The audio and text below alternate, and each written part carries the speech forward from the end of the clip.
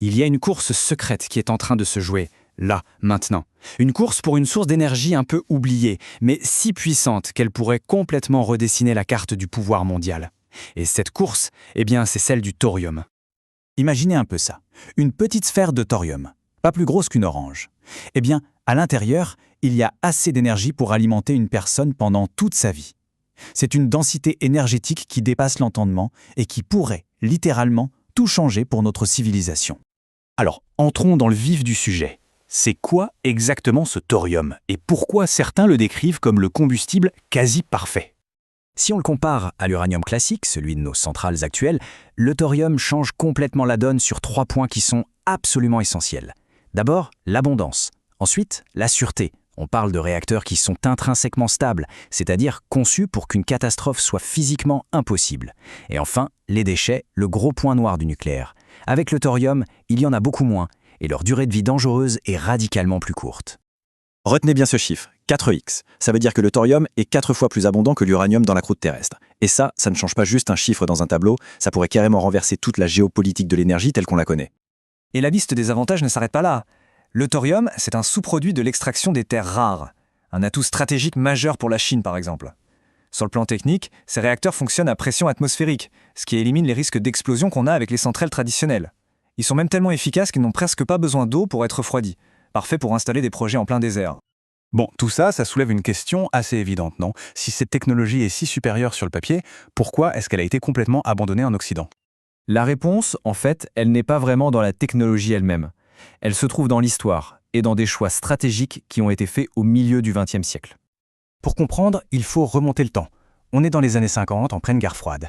La priorité absolue, ce n'est pas l'énergie civile pour tout le monde, c'est d'avoir des sous-marins nucléaires. La technologie à eau pressurisée, qui était parfaite pour un petit réacteur compact dans un submersible, a donc été choisie. Et ce choix, purement militaire, a fini par dicter 70 ans de développement du nucléaire civil. L'industrie a simplement suivi le chemin qui était déjà tracé, pas forcément le meilleur.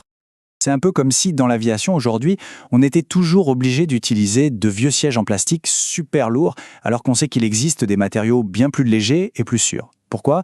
Juste à cause d'une réglementation qui n'a pas bougé. Maintenant, imaginez cette inertie, mais à l'échelle d'une industrie entière comme le nucléaire. C'est exactement ce qui s'est passé. Et pendant que l'Occident restait, disons, paralysé par son propre héritage technologique, une autre puissance a vu une occasion en or. La Chine, elle, a décidé de parier massivement sur le thorium. La stratégie chinoise, c'est vraiment un modèle de patience et de vision à long terme. Ils ont tout simplement repris les recherches américaines qui avaient été abandonnées, ils ont résolu méthodiquement les problèmes techniques un par un, comme la corrosion des alliages, qui était un gros obstacle. Chaque étape est validée, calmement, avec un objectif final très clair en ligne de mire, un réacteur commercial fonctionnel d'ici 2035. La clé de leur avancée, la voilà. C'est le réacteur à sel fondu. Alors là, faut oublier les barres de combustible solides et les grosses cuves sous pression. Ici, le thorium est dissous dans un sel liquide qui fait tout. C'est à la fois le carburant et le liquide qui refroidit le réacteur. Le résultat? Un système qui s'autorégule, qui fonctionne à des températures très élevées, mais sans la pression dangereuse des anciens modèles. C'est une vraie révolution de conception. Et leur vision, elle va bien au-delà des simples centrales électriques. Ils imaginent des porte-conteneurs qui traversent les océans pendant des années sans jamais avoir besoin de faire le plein. Des petits réacteurs mobiles sur des camions, capables d'aller alimenter une ville isolée ou un site industriel, des usines de dessalement en plein désert pour rendre des terres fertiles.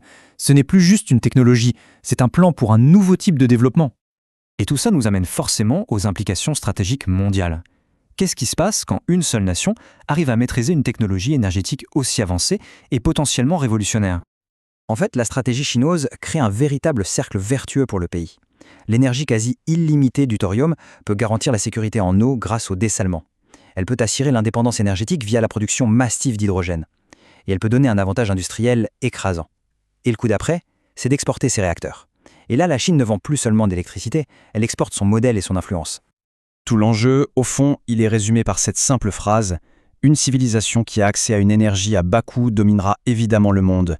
L'énergie, c'est le moteur de tout.